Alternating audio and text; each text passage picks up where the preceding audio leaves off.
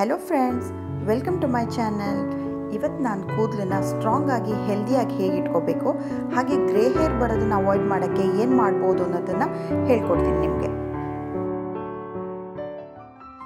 ದಾಸವಾಳದಲ್ಲಿರೋ amino acid chain ನಮ್ಮ hair ಸ್ಟ್ರೆಂತ್ಗೆ ಹಾಗೂ hair ಗ್ರೋತ್ಗೆ ತುಂಬ ಹೆಲ್ಪ್ ಆಗುತ್ತೆ।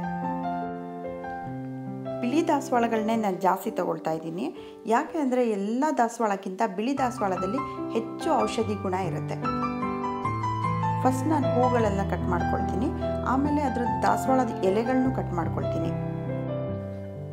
ದಾಸವಾಳದಲ್ಲಿ ನಮ್ಮ ಕೂದಲಿಗೆ ಬೇಕಾಗಿರೋ ಪ್ರೋಟೀನ್ ಹಾಗೂ ವಿಟಮಿನ್ ಸಿ ತುಂಬ ಜಾಸ್ತಿ ಇರುತ್ತೆ, ಹಾಗೆ ಅದು ಹೇರ್ ಫಾಲ್ ಕಂಟ್ರೋಲ್ ಮಾಡುತ್ತೆ, ಗ್ರೇ ಹೇರ್ ಬರೋದನ್ನು ಅವಾಯ್ಡ್ ಮಾಡುತ್ತೆ। ದಾಸವಾಳದ ಎಲೆಗಳನ್ನ ಕಟ್ ಮಾಡ್ಕೊಳ್ತಾ ಇದ್ದೀನಿ ಇವಾಗ।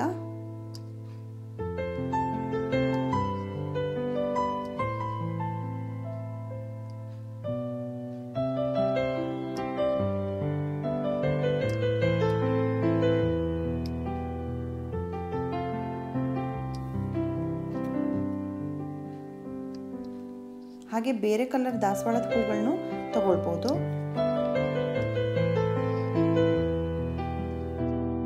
ನಾವಿವತ್ತು ಪ್ರಿಪೇರ್ ಮಾಡ್ತಾ ಇರೋ ಆಯಿಲ್ನ ವಾರದಲ್ಲಿ 2 ದಿನ ಹಚ್ಕೋಬೇಕು, ಆವಾಗ ಗ್ರ್ಯಾಜುಯಲಿ ನಿಮ್ಮ ಬಿಳಿ ಕೂದಲಿರೋದು ಕಪ್ಪಗಾಗ್ತಾ ಹೋಗುತ್ತೆ। ಯಾವುದು ಸಡನ್ ರಿಸಲ್ಟ್ ಯಾವುದು ಸಿಗಲ್ಲ, ನಿಧಾನವಾಗಿ ನಿಮಗೆ ರಿಸಲ್ಟ್ ಸಿಗುತ್ತೆ। ಇದು ಆಲೋವೆರಾ ತಗೊಳ್ತಾ ಇದ್ದೀನಿ ಈಗ। ಆಲೋವೆರಾ ಪೀಲ್ ಮಾಡ್ಕೊಬಿಟ್ಟು ಅದ್ರ ಒಳಗಡೆ ಜೆಲ್ ಇರುತ್ತಲ್ಲ ಅದನ್ನು ಹಾಕೋಬೇಕು।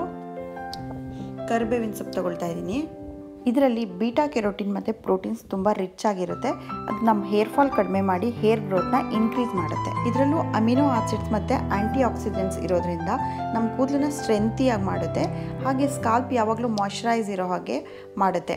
ಡೆಡ್ ಹೇರ್ ಫಾಲಿಕಲ್ಸ್ನ ರಿಮೂವ್ ಮಾಡಿ ಡ್ಯಾಂಡ್ರಫ್ ಬರೋದನ್ನು ಕಡಿಮೆ ಮಾಡುತ್ತೆ।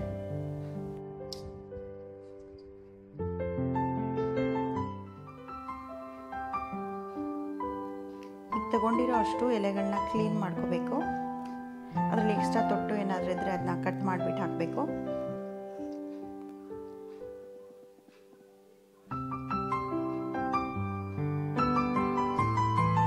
ಕರಿಬೇವಿನ ದಳಗಳನ್ನ ಬಿಡಿಸಿ ಎಲೆಗಳನ್ನ ಸೆಪ್ರೇಟ್ ಮಾಡಿ ಹಾಕಬೇಕು।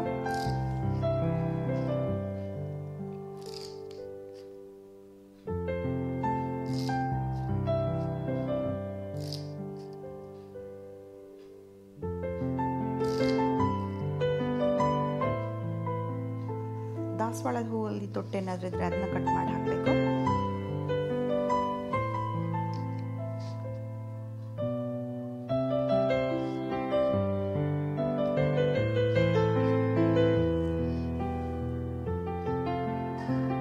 ಎಲ್ಲ ಮಿಕ್ಸ್ ಮಾಡಿ ಚೆನ್ನಾಗಿ ಅಲೋವೆರಾನ ಪೀಲ್ ಮಾಡಿಬಿಟ್ಟು ಹಾಕಬೇಕು, ಅದರ ಜೆಲ್ಲಿ ಮಾತ್ರ ಹಾಕಬೇಕು। ಇದಿಷ್ಟನ್ನು ಮಿಕ್ಸ್ ಮಾಡಿಬಿಟ್ಟು 1 ಲೀಟರ್ ಕೋಕೋನಟ್ ಆಯಿಲ್ ತಗೊಂಡು ಅದರಲ್ಲಿ ಒಟ್ಟಿಗೆ ಹಾಕಿಬಿಟ್ಟು ಕಾಯಿಸಬೇಕು। ಎಲ್ಲನೂ ಒಟ್ಟಿಗೆ ಒಂದು ಅರ್ಧ ಗಂಟೆ ಚೆನ್ನಾಗಿ ಕಾಯಿಸಬೇಕು।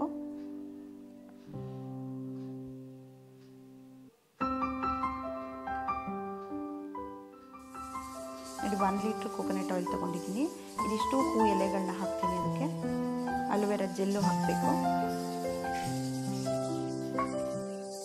ಚೆನ್ನಾಗಿ ಅರ್ಧ ಗಂಟೆ ಹೈ ಫ್ಲೇಮಲ್ಲಿ ಕಾಯಬೇಕು, ಆಮೇಲೆ ಅದು ಚೆನ್ನಾಗಿ ಆರಿದ ಮೇಲೆ ರಾತ್ರಿ ಇಡೀ ಅದನ್ನ ಓವರ್ ನೈಟ್ ಬಿಡಬೇಕು ಕೂಲ್ ಆಗೋಕ್ಕೆ। ಬೇಯ್ತಾ ಇದೆ ನೋಡಿ ಚೆನ್ನಾಗಿ ಆಗಿದೆ, ಇವಾಗ ರೆಡಿ ಆಗಿದೆ ನೋಡಿ, ಈ ಥರ ಆಗುತ್ತೆ। ಚೆನ್ನಾಗಿ ಕಾಯ್ದ್ಮೇಲೆ ಇನ್ನು ಓವರ್ ನೈಟ್ ಬಿಡಬೇಕು।